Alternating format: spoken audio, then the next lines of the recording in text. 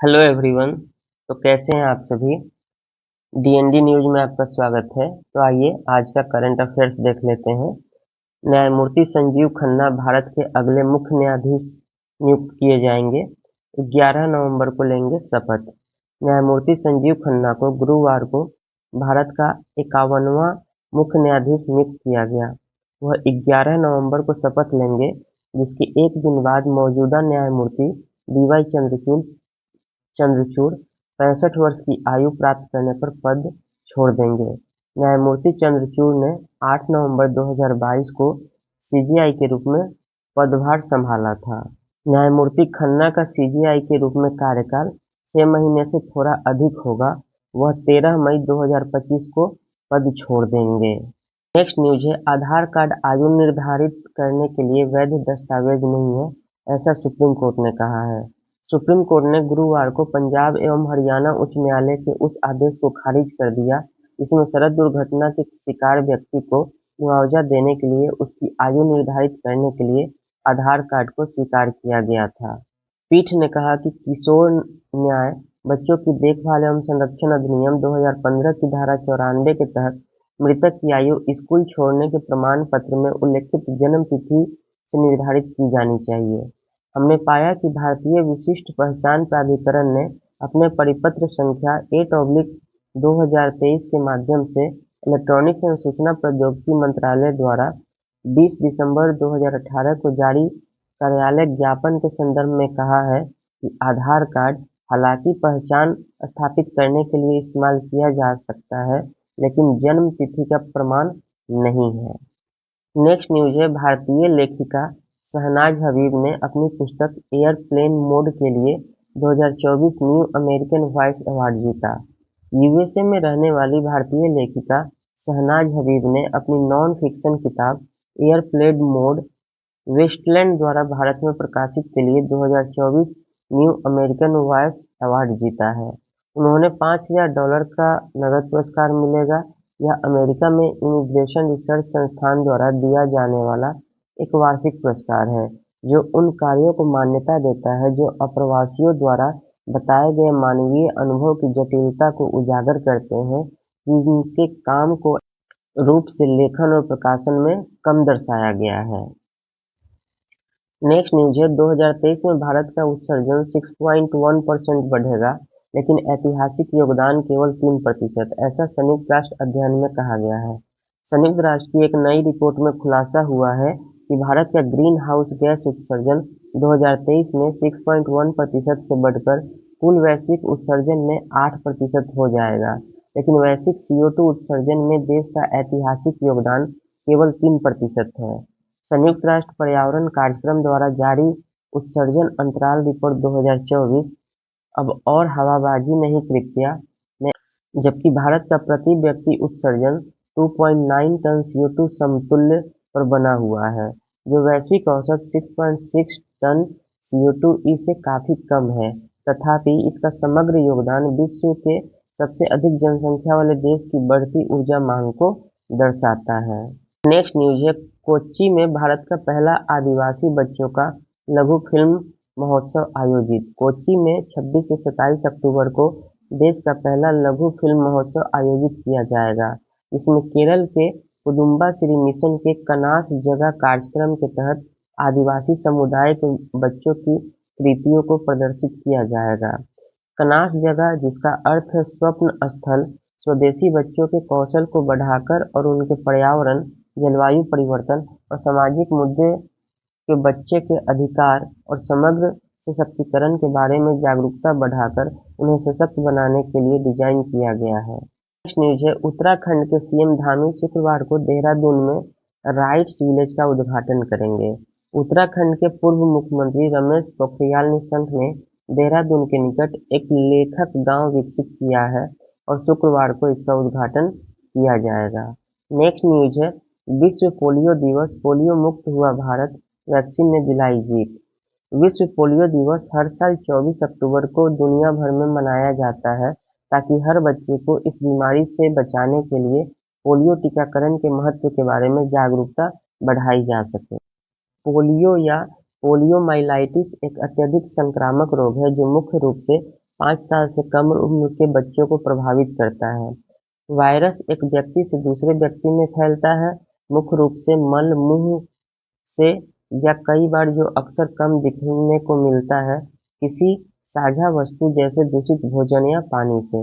यह आंत में अपने आप को लगातार दोहराते रहता है, जहां से यह तंत्रिका तंत्र में प्रवेश कर सकता है और इसके कारण लकवा मार सकता है। अगर भारत में पोलियो के मामले की बात करें, तो भारत को 2014 में पोलियो मुक्त घोषित किया गया था।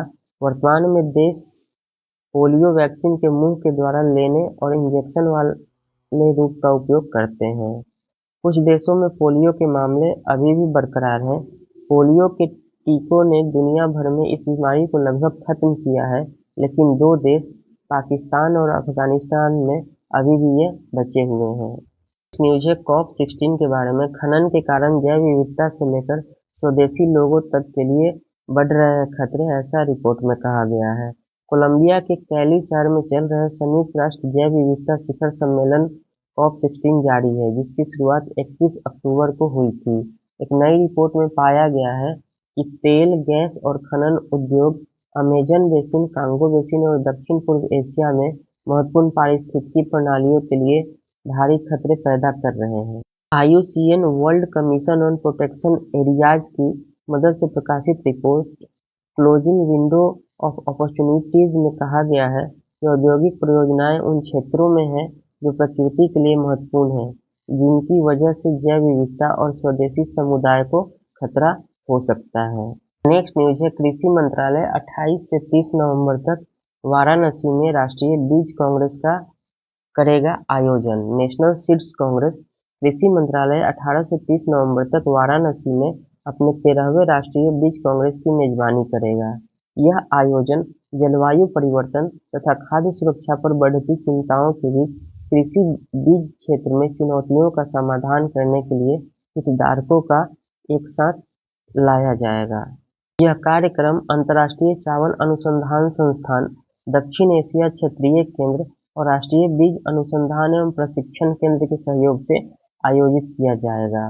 बीज क्षेत्र में क्षेत्रीय सहयोग, साझेदारी तथा ज्ञान के आदान प्रदान को बढ़ावा देने वाला विषय पर आयोजित इस सम्मेलन में जलवायु लचीलेपन, डिजिटल समाधान, सार्वजनिक निजी भागीदारी जैसे विषयों के जरिए टिकाऊ व मजबूत बीज प्रणालियों के विकास पर ध्यान केंद्रित किया जाएगा।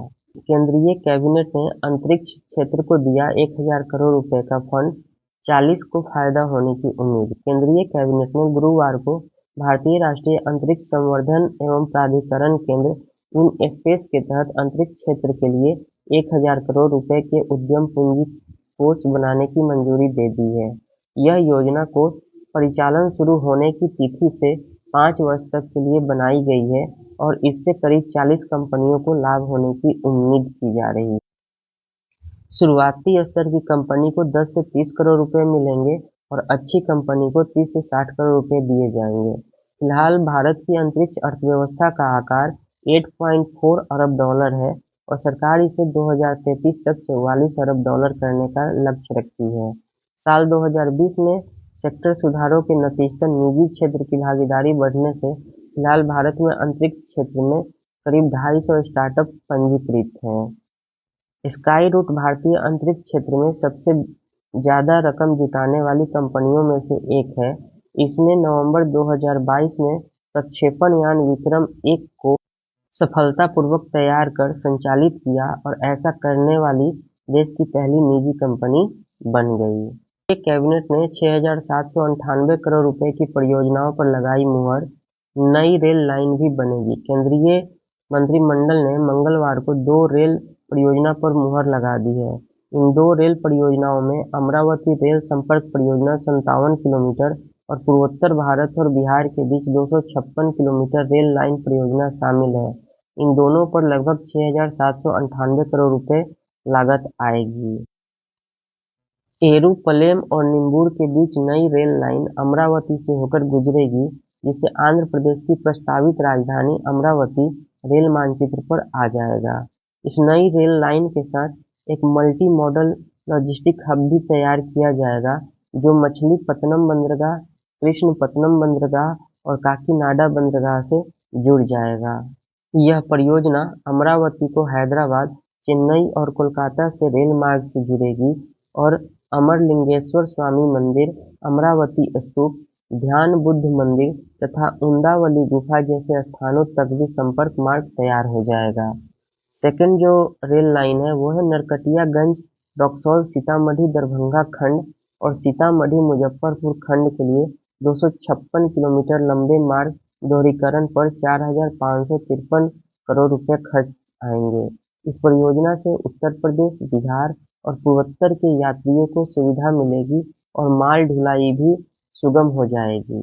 यह परियोजना रणनीतिक लिहाज से भी महत्वपूर्ण है। इससे भारत-नेपाल अंतर्राष्ट्रीय सीमा के नजदीक एवं समानांतर विकसित होगी और दोनों देशों के बीच व्यापार के लिए भी अति महत्वपूर्ण साबित होगी। यह परियोजना उत्तरी राज्यों और पूर्वोत्तर के बीच चिकन नेक क्षेत्र तक भी पहुंचने का वैकल्पिक माध्यम प्रदान करेगी। नेक्स्ट न्यूज है, रिलायंस और एनवीडिया पार्टनरशिप हुआ है। प्रमुख अमेरिकी कंपनी एनवीडिया ने भारत में एआई कंप्यूटिंग बुनियादी ढांचा तैयार करने के लिए रिलायंस इंडस्ट्री के साथ साझेदारी की घोषणा की है।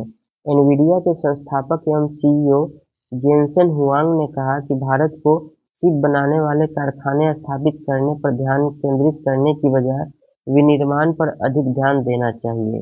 वहीं रिलायंस इंडस्ट्री के चेयरमैन मुकेश अंबानी ने कहा कि मौजूदा समय भारत के लिए इंटेलिजेंस रिवॉल्यूशन का है। इससे न केवल दुनिया के 8 अरब लोगों के लिए बल्कि भारत के 1.5 अरब लोगों के लिए भी समृद्धि आएगी। नेक्स्ट न्यूज है, ऑनलाइन गेमिंग और डिजिटल अर्थव्यवस्था के लिए धन शोधन बड़ा खतरा रिपोर्ट। तेजी से बढ़ते भारतीय ऑनलाइन गेमिंग क्षेत्र को धन शोधन मनी लॉन्ड्रिंग के गंभीर खतरे का सामना करना पड़ रहा है। ऐसे में इसकी निरंतर सफलता सुनिश्चित करने और देश की मजबूत डिजिटल अर्थव्यवस्था की रक्षा के लिए तत्काल कदम उठाने की जरूरत है। डिजिटल इंडिया फाउंडेशन की एक रिपोर्ट में अवैध परिचालकों से निपटने के लिए एक कार्यबल बनाने, वैधिक संचालकों की श्वेत सूची बनाने, भ्रामक विज्ञापनों से निपटने तथा वित्तीय अखंडता एवं अंतर्राष्ट्रीय सहयोग के सिद्धांत को शामिल करने की वकालत की गई है। इसमें कहा गया है कि अन्य महत्वपूर्ण उपायों में जन जागरूकता तथा शिक्षा प्रदान करना शामिल है ताकि उपयोगकर्ता सतर्क निर्णय ले सकें व भ्रामक व्यवहार में संलग्न मंच से बच सकें। रिपोर्ट के अनुसार भारतीय रियल मनी गेमिंग क्षेत्र वित्त वर्ष 2019-20 से वित्त वर्ष 2022-23 तक 28% की सालाना वृद्धि के साथ वैश्विक बाजार में अग्रणी बन गया है। अगले 5 वर्षों में इस क्षेत्र का राजस्व 7.5 अरब अमेरिकी डॉलर तक पहुंचने का अनुमान है। ईयू ने लिंक्डइन पर लगाया 31 करोड़ यूरो का जुर्माना। डेटा संरक्षण आयोग ने नियम न मानने पर लगाई फटकार। लिंक्डइन के पास ऑनलाइन विज्ञापनों के साथ उपयोगकर्ताओं को लक्षित करने के लिए डेटा जुटाने का कोई वैध आधार नहीं था। आयोग ने लिंक्डइन को इन नियमों का पालन करने का आदेश दिया है। यूरोपीय संघ के नियामकों ने डेटा गोपनीयता नियमों के उल्लंघन के लिए पेशेवर नेटवर्किंग मंच लिंक्डइन पर 31 करोड़ यूरो का जुर्माना लगाया है। आयरलैंड स्थित संरक्षण आयोग ने विज्ञापन उद्देश्यों के लिए अपने व्यक्तिगत डेटा प्रसंस्करण की वैधता, निष्पक्षता और पारदर्शिता से जुड़ी चिंताओं को लेकर माइक्रोसॉफ्ट के स्वामित्व वाली लिंक्डइन को फटकार भी लगाई है। मुझे अर्शिया सिंह को मिस यूके आईबीएस और अमन सिंह मिस्टर यूके आईबीएस का खिताब। UK international London beauty school की वार्षिक सौंदर्य प्रतियोगिता ब्लेजा 2024 के सफल प्रतिभागियों को देश की राजधानी दिल्ली में विजेता का ताज पहनाया गया। दिल्ली के मयूर विहार स्थित क्राउन प्लाजा में मंगलवार को आयोजित कार्यक्रम में प्रतियोगियों की सुंदरता, संतुलन और रचनात्मकता के सर्वश्रेष्ठ प्रदर्शन को पहचानते हुए मिस, मिसेज और मिस्टर श्रेणी में विजेता घोषित किया गया, जिसमें Arshia Singh Miss UK IBS, Aman Singh Mister और Jyoti Chand Sahdev Mrs UK IBS चुनी गई। चलिए मिलते हैं नेक्स्ट क्लास में। तब तक चैनल पर नए हैं तो सब्सक्राइब करें, लाइक करें, शेयर करें, बेल आइकन को दबाएं, नोटिफिकेशन पाएं। धन्यवाद।